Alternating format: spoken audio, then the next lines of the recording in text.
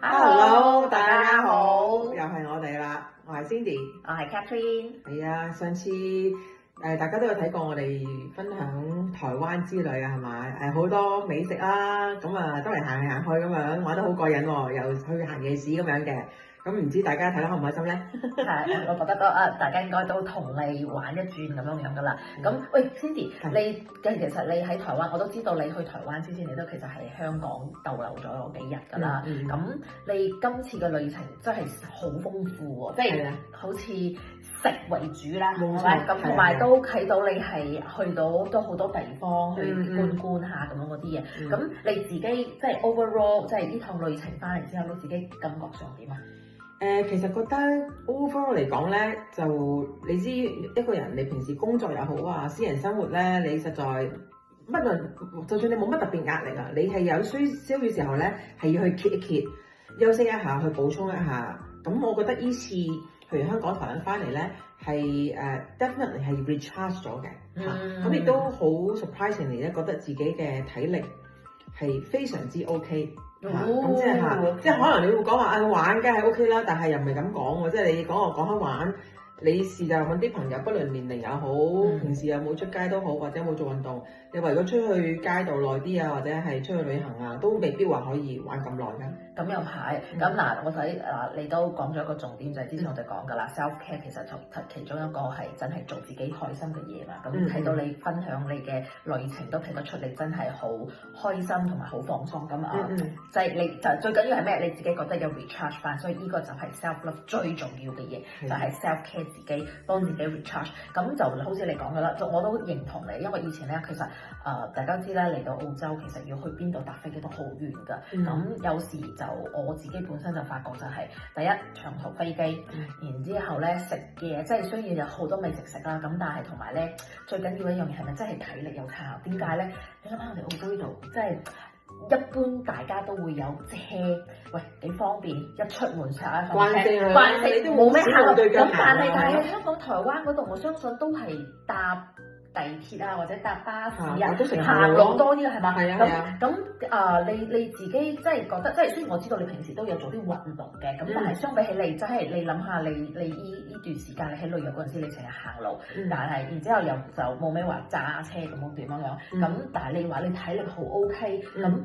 勁過平時翻工啊！即係你唔好講話，即係通常都啲人講話翻工梗係咁即係積極嘅，咁啊唔係喎，因為我平時都覺得唔錯㗎啦喺邊嘅體力，咁但係我發覺，咦出去旅遊，好似你所講啦，周圍行嚟行去，如果比起好多年前咧，我真係會好攰㗎啦，嚇！即係雖然當其時係仲後生啲添，但係即係所以點解我話好驚訝地，同埋有一點，我想問通常去玩大家都係點樣？早睡遲唔係早睡，早起身遲瞓覺㗎啦，係咯，睡眠不足㗎啦，係啊啱。咁但係點解你仲可以體力咁好咧？我都好奇怪喎，真係，係啊。你一定有啲秘訣嘅，不如同大家 share 一下啦。或者我下次先同你講啦。哇，唔係咁講分享簡單分享下，咁俾大家即係有個預告一下，可能真係更有興趣。其實你係咪有自己做咗啲改變啊，或者即係有啲秘訣？係啊，除咗我平時依家即係做運動，即係有 keep 住啦嚇，大家知我有做運動嘅習慣啦。咁除咗之外咧，咁其實依2年度啦，我都係食多咗啲維生素嘅，係啦。咁其實其中一個。我初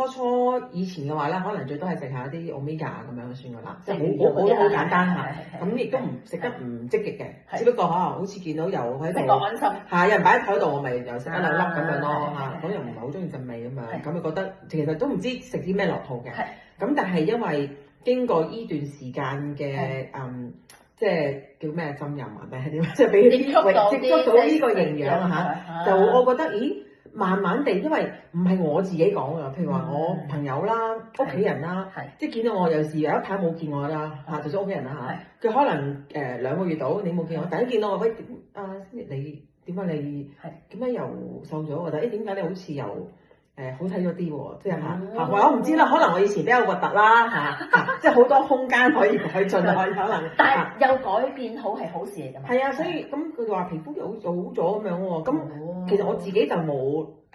即係太姿整話每一日對住塊鏡喺度照嚟照去啊，有咩唔同啊？我好少咁樣做嘅。咁所以其實呢啲咁嘅 feedback 咧，係都係靠我側邊嘅人，突然間人無意中，失驚無神會咁講俾我聽，我都話哦係咩？咁先知道哦原來真係食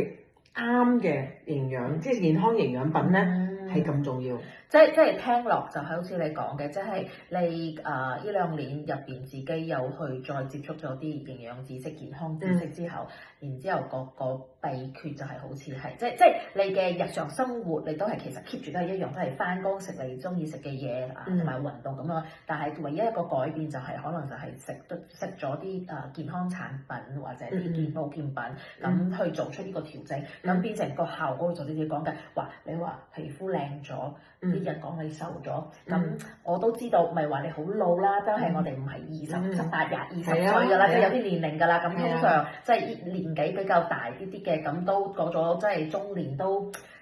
大家都知道係要變靚同埋變瘦係比較困難㗎啦，比起代謝都慢咗好多啦。咁但係你話都有呢個效果，同埋最緊要係咩？就係你而家去旅行，反而即係人哋即係有好多人大家都話越老越去旅行係驚你冇體力去玩，但係你反而覺得仲好過以前。係調轉係，我其實好驚訝真係好多好處喎！咁做少少嘅改變。其實我自己都唔知嘅，因為我係雖然話2年，咁其實都係慢慢漸進式，唔係話一次過就即係信晒話我成，我覺得係咪幫到我咁樣咧嚇？咁我只不過係覺得隨住年紀越嚟越大啦，即係個個都喺度老化緊啦，咁會發覺無論體力又好啊，皮膚好咧，好似覺得真係會越嚟越差咯。咁就會有個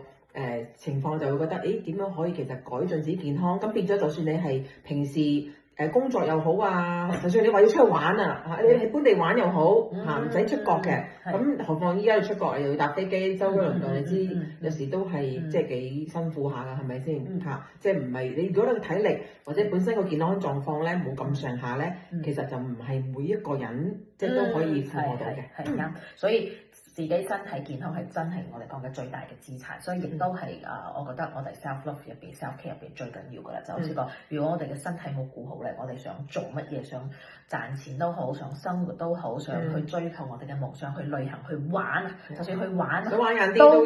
冇體力啊，係啦。所以話咁即係大家有興趣真係要留意住我哋下一集，咁就